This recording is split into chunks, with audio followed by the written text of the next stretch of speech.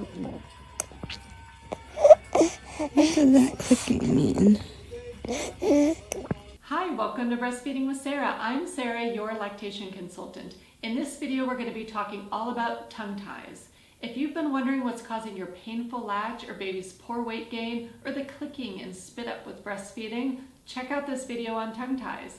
We'll look at all the signs and symptoms of a tongue tie, how to identify them, how they impact breastfeeding, and how to treat them. We'll also be talking about how to care for a baby's tongue afterwards if they've had the frenotomy procedure to release the tongue tie. We'll learn by seeing pictures and watching videos from the Breastfeeding with Sarah community. Come join us.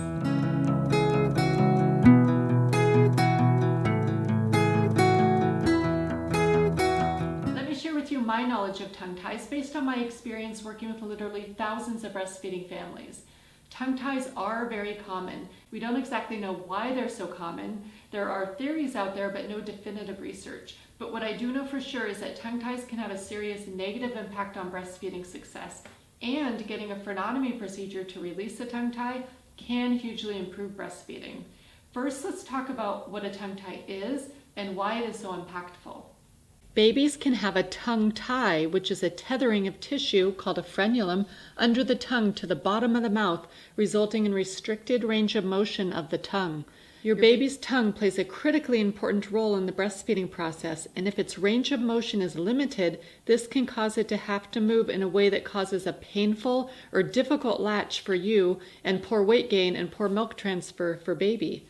This reduced ability of the tongue to transfer enough milk during the feedings can also eventually result in a lowered milk supply for you due to the nature of supply and demand. For the complex work of breastfeeding, babies need to be able to move their tongue in a way that extends over the lower gum line to grip the breast tissue, then elevate to cup the breast tissue and compress it up against their palate or roof of their mouth, and pull it back in a wave-like motion to drain the milk ducts and transfer the milk out into their mouth to swallow. This baby does not have a tongue tie. They can elevate their tongue properly. This baby is nursing well and transferring milk well. A classic or anterior tie restricts the ability of the tongue to extend past their lower gum line, and this restricts the whole process, and the tongue instead thrusts into your nipple and causes significant nipple pain and damage and limits milk transfer.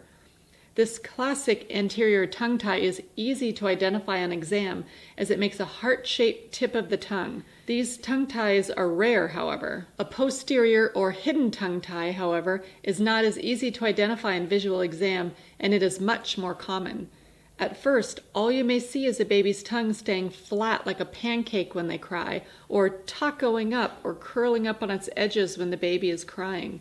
These babies have posterior tongue ties. A posterior tongue tie is a thickened band of a frenulum under the base of the tongue which restricts its ability to elevate or raise up to the palate or roof of the mouth. The movement of a posterior tongue tie is that it can extend past the lower gum line, but it cannot adequately lift or elevate to compress the breast tissue against the roof of the mouth. What does that clicking mean? The clicking means this.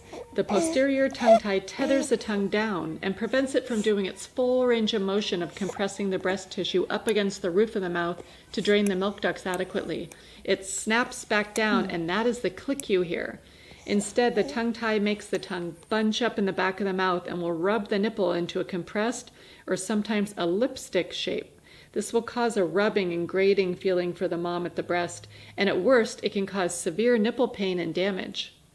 It is high risk for poor milk transfer for baby because the tongue cannot move in an effective way to pull the milk out of the breast. This can result in poor infant weight gain because of supply and demand, and can lower the mother's milk supply in turn. See this baby with a furrowed brow when breastfeeding? Babies often fatigue and quiver their jaw with breastfeeding with a tongue tie. This ineffective movement of the tongue can make your baby gassy and fussy and spit up a lot from all the air they're taking in with the poor seal and the clicking.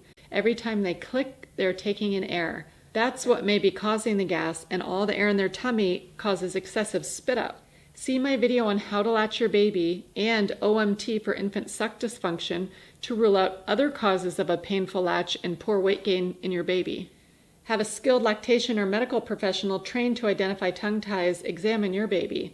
There needs to be a symptom assessment, a breastfeeding assessment, a visual movement assessment of your baby's tongue, and a digital oral exam of baby's tongue. If you don't get a frenotomy release for your baby, monitor your baby's weight gain closely and pay extra careful attention to getting baby on for a deep latch.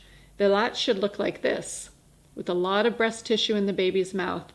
The most amount of breast tissue possible reduces the amount of extension and elevation their tongue has to do with each suckle. Babies should be meeting weight gain goals. If baby's weight gain is not meeting the goals, or if your milk supply is not keeping up with what baby needs, you may need to be pumping and supplementing to support baby's weight gain and protecting your milk supply. See a lactation consultant in person to make a plan, and see my video on this called If You Need to Pump and Supplement. If you decide to have your baby get a frenotomy procedure, here's what you should know. A frenotomy is a procedure to release the frenulum that is restricting the tongue's movement. This is done by a trained medical professional such as a physician or a dentist, using either sterile scissors or a laser to cut the frenulum tissue. It is a very quick and simple outpatient office procedure. Let's hear what mothers from the Breastfeeding with Sarah community have to say about tongue ties and the frenotomy procedure. It became clear that things were kind of uncomfortable with nursing. It felt like sandpaper all the time. This isn't supposed to be this uncomfortable. I think the initial thought is, okay, my breasts are just getting used to breastfeeding, and that's why it's uncomfortable, if not painful. But once they got the frenectomy, you start thinking, oh, okay. No, it's not because it's new, it's just because it was not being done correctly. We came into the exam room, and they had the regular exam table and paper laid out with some blankets and a swaddle for Leah to lay into.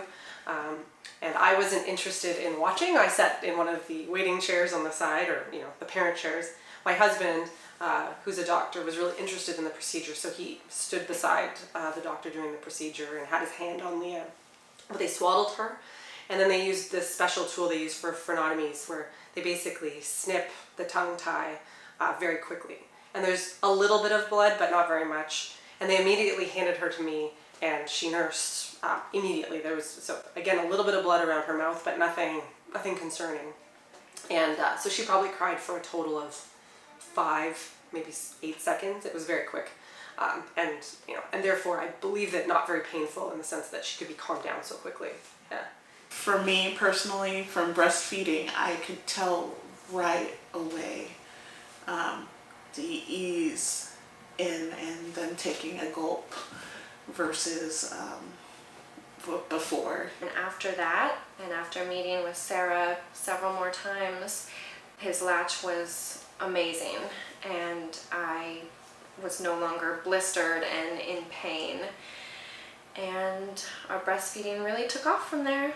After a frenotomy procedure, it is vitally important that you do consistent stretches under the tongue to prevent the small diamond wound of the frenotomy from healing back to itself and reattaching. Wait about 5 hours after the procedure to start doing the tongue stretches, but after that, be diligent about doing the stretches every 2 to 3 hours around the clock for the next 3 weeks.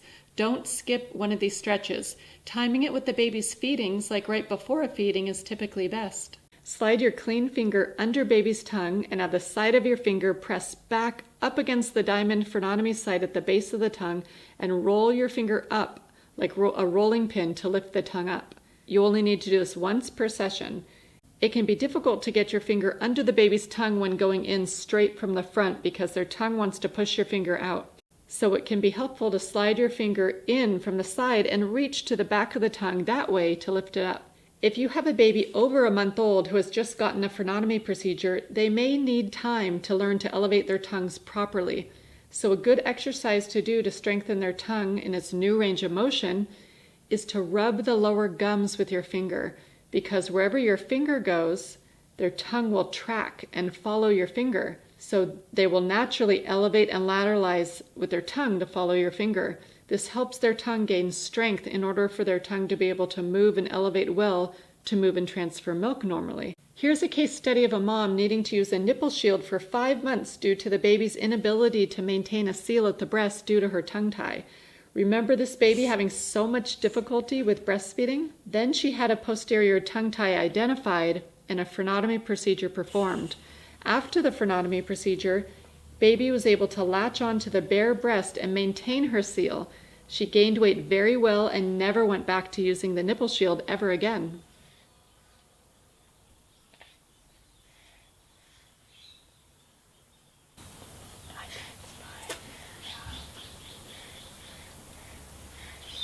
Good job.